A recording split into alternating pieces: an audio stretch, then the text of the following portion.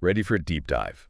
We're tackling Heraclitus today, and let me tell you, this isn't light reading. The obscure, they called him, and boy did he earn that nickname. Right. We're talking fragments, riddles, contradictions, everything we love about ancient philosophy.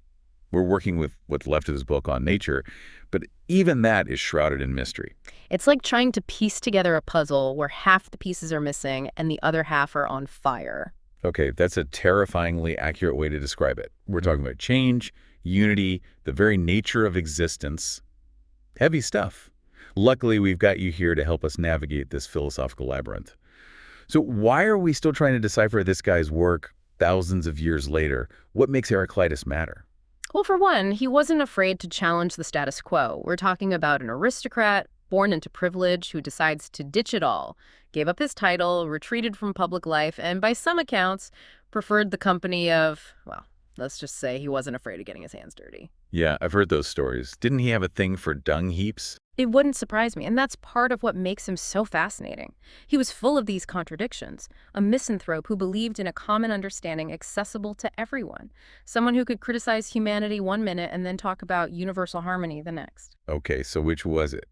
Was he a grumpy recluse or a champion of shared wisdom? Or could he be both? I think that's the question Heraclitus wants us to ask. He saw the world and human nature as this constant interplay of opposites. It's like he's saying, don't get stuck in your limited view. There's always another side to the coin. All right, I'm intrigued, but my brain is already starting to hurt. And I haven't even asked you about logos yet. Ah, yes, the logos. We could spend hours unpacking this one. Oh, I'm sure we will. But for now, give me the crash course. What is this logos? Well, it's often translated as word, but that doesn't quite capture the essence of it. It's more like reason, cosmic order, the underlying principle that connects everything in the universe. So it's like a hidden code, a universal language we can tap into if we know how to listen. You could say that. Heraclitus believed that while we often cling to our own limited perspectives, the logos is something we can all potentially grasp. It's there, beneath the surface of things, this underlying harmony beneath the chaos. That makes me think about his idea of Pantarei, like that famous river analogy. You cannot step into the same river twice. He's basically saying that change is the only constant, right? Absolutely. And it puts him at odds with some of his contemporaries, like Parmenides, who believed in unchanging being. Heraclitus saw the universe as a dance of becoming, a constant state of flux and transformation. So is he saying the river changes, or are we the ones changing? Or, hear me out, both. Now you're thinking like a true Heraclitean. It's a question that's still relevant today. He forces us to examine our own perceptions, our sense of self, in this world that's in perpetual motion. It's enough to make you wonder if we should be holding on so tightly to anything. I mean, if everything is constantly in flux, maybe the key is learning to adapt and move with it, right? That's a great question to ponder. But before we get too carried away, we've got to talk about another fundamental element in Heraclitus's thinking. Fire. Okay, now we're talking. Things are about to get heated. But was he being literal? Like actual fire? Or is this another one of his metaphors? Well, he did describe the cosmos as an ever-living fire, constantly kindling and being quenched. Classic Heraclitus, always leaving us guessing. It's fire as a metaphor for the fundamental principle, the arch. Like everything comes from this cosmic fire, constantly changing, consuming, and creating. So he's not talking about building a bonfire. Not literally, no. Although knowing Heraclitus, he might have enjoyed a good bonfire. But the point is, fire embodies this idea of constant transformation. It consumes to create, and from those ashes, something new emerges. It's like the cycle of life, death, and rebirth all rolled into one. Exactly. And that's how Heraclitus saw the whole universe working. Death, for one thing, is the birth of another, this endless dance of becoming. Nothing stays static. Everything's in flux, fueled by this ever-burning fire. I'm starting to feel a little warmer already. But Heraclitus wasn't all fire and light. He had a pretty bleak view of humanity, didn't he? I mean, didn't he say something like, strife is justice? That's a bit intense. Well, he wasn't exactly known for his cheery disposition. No, not really. But like everything with Heraclitus, there's more to it than meets the eye. It's not about celebrating conflict or advocating for violence. He's saying that tension and opposition are fundamental to how the universe operates. So it's more like those conflicts, those clashes, they're necessary, even beneficial. Exactly. He believed that the world thrives on the interplay of opposites. Light and darkness, hot and cold, even life and death. These aren't things to be feared, but forces that create balance and drive progress. Think of it like the tension in a bowstring. Without the tension, the arrow wouldn't go anywhere. Exactly. It's that opposition, that inherent tension that gives it the power to fly. Okay, I'm starting to see what he's getting at. So all this conflict we try to avoid, maybe it's not something to be feared, but embraced. Now you're getting it. It's a pretty radical concept, but one that's been echoed throughout history, wouldn't you say? From ancient dialectics to modern physics, this idea that opposition drives progress keeps popping up. Makes you think, doesn't it?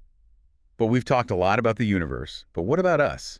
What did Heraclitus have to say about the individual, the human experience? Well, he had some fascinating ideas about the soul, what he called psyche.